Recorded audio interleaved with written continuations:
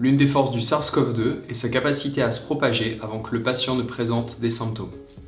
Des études ont montré que 59% des contaminations par le virus provenaient de porteurs ne présentant aucun symptôme. 60% d'entre eux étaient présymptomatiques et 40% n'ont jamais développé de symptômes. Les symptômes ne sont pas un bon moyen. Des études montrent que 2 patients sur 3 ayant eu un RT-PCR positif au SARS-CoV-2 n'avaient aucun symptôme.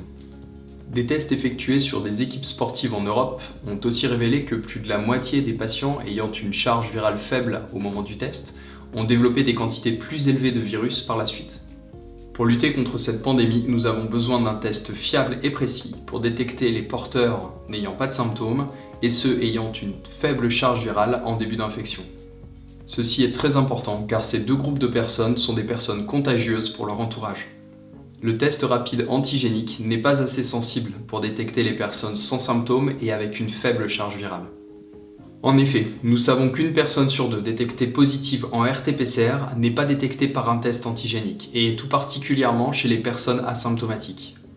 C'est pourquoi le test RT-PCR est considéré comme le test de référence pour dépister le virus, dans toutes les situations, en début d'infection ou que vous ayez des symptômes ou pas.